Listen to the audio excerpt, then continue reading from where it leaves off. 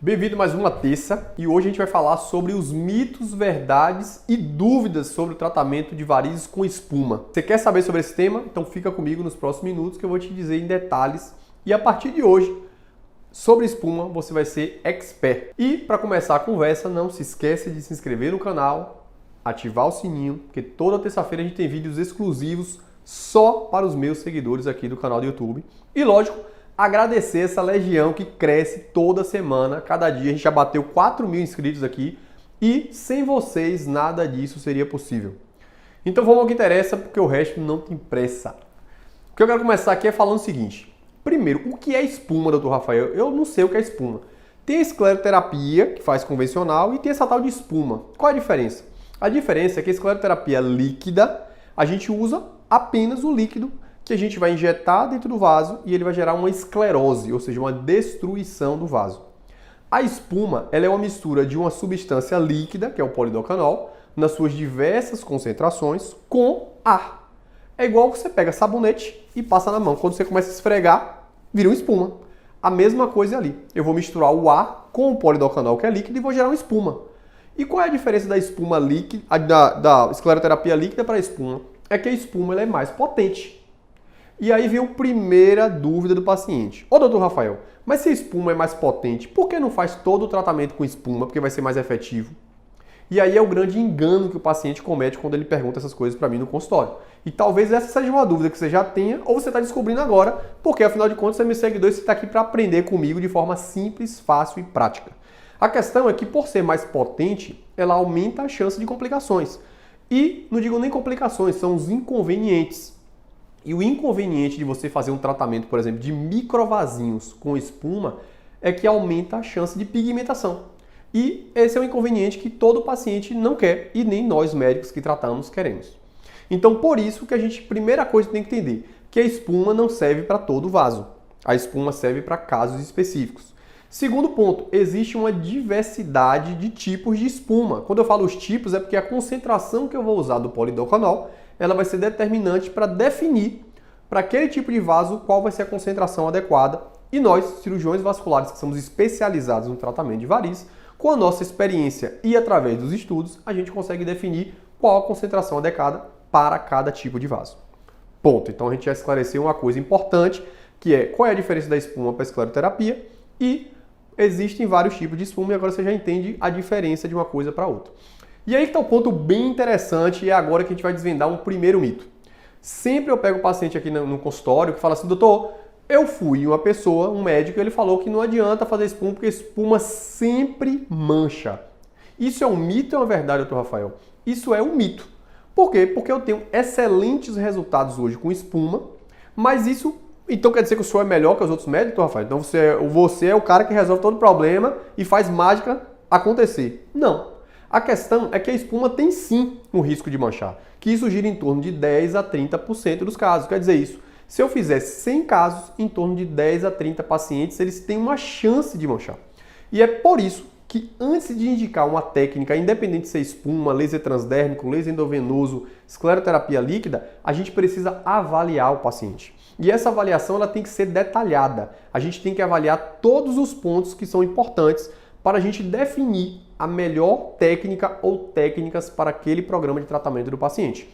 E é por isso que nós construímos um atendimento chamado Atendimento 4.0 aqui na nossa clínica, onde a gente vai avaliar os 4 pilares que são importantes, que é conhecer a história do paciente, o passado de tratamento dele, se ele mancha fácil, se ele, normalmente quando tem uma lesão, se mancha fácil. A gente vai realizar o Doppler para definir qual o tipo de vaso que ele tem, o calibre desse vaso, porque como eu falei para você, o tipo de vaso define a técnica que a gente vai utilizar, inclusive o tipo de espuma que a gente vai utilizar. A gente vai usar avaliação com dermatoscópio, que a gente vai conseguir ver se esse paciente já tem potencial mancha, que a gente não consegue ver com os olhos, apenas com esse aparelho que é um microscópio que a gente usa, que normalmente os dermatologistas usam, e a gente trouxe para nosso consultório para conseguir melhorar esses resultados dos pacientes.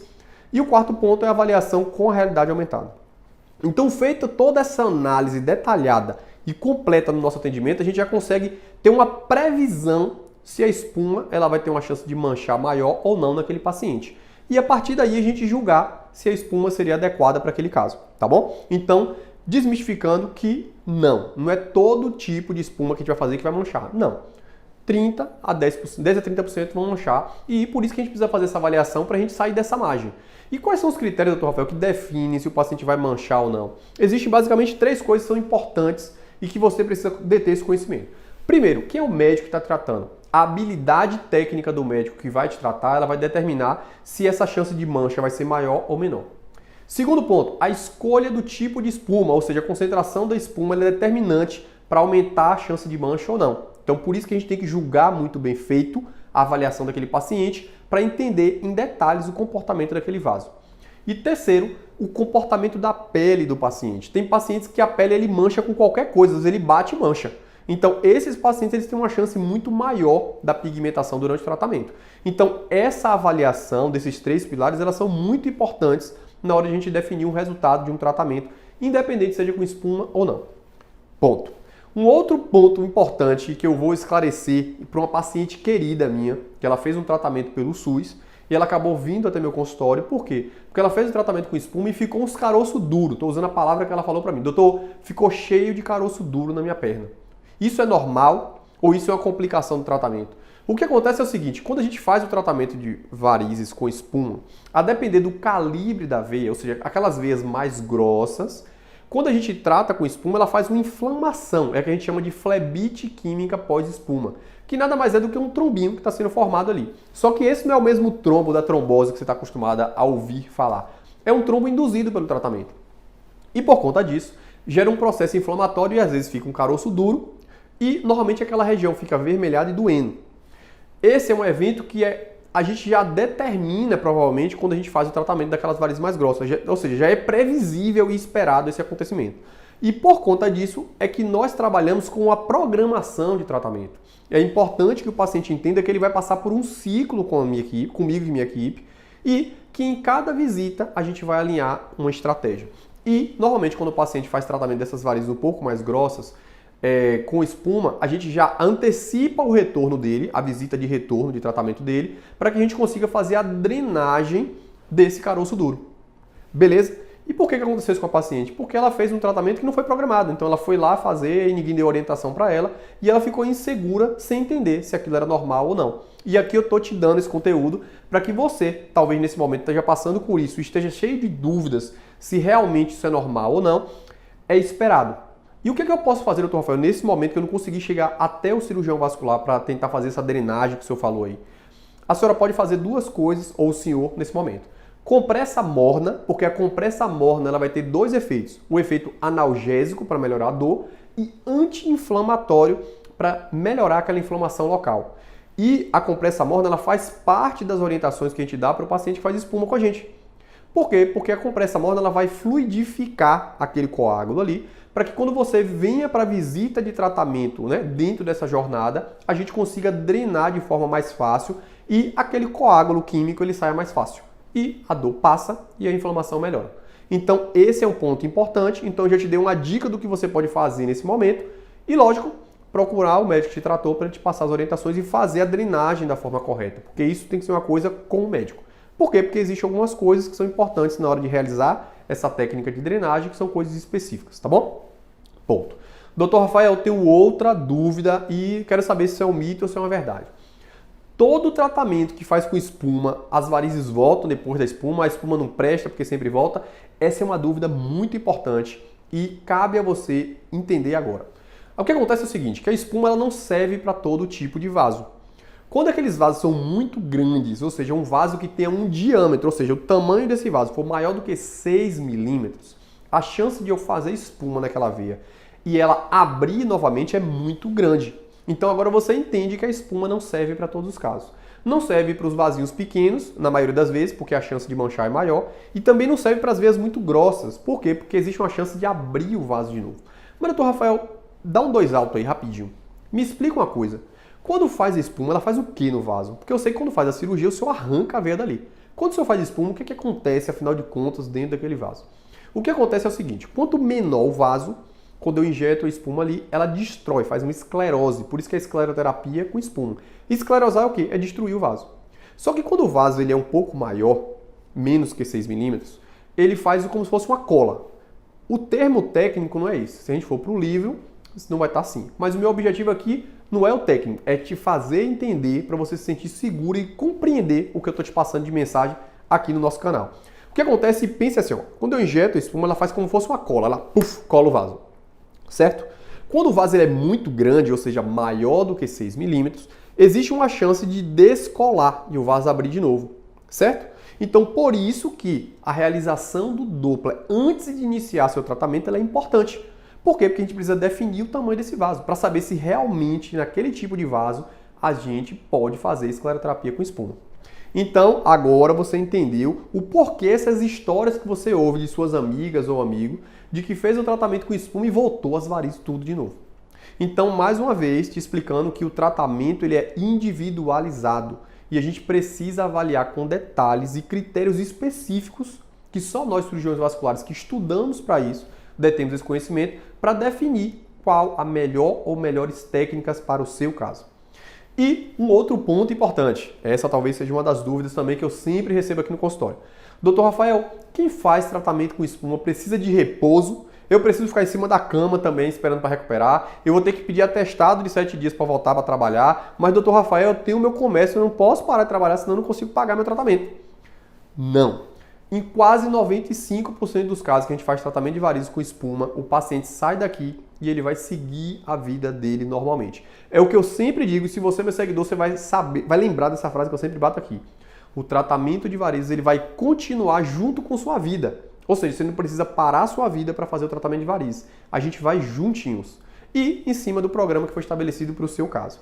Então, na maioria das vezes, zero. O paciente segue a vida dele normal. Ele vai malhar, vai trabalhar, vai fazer tudo. Salvo a situação que ele não pode tomar sol. Por quê? Porque ficam os roxinhos às vezes. E se esse roxinho o sol bater, ele mancha. E a gente vai falar disso na próxima dúvida. E para lembrar, você falou, doutor Rafael, e os 5% que o senhor falou? Os 5% são casos específicos. Por exemplo, um paciente que tinha uma safena pequena e a gente resolveu tratar com espuma.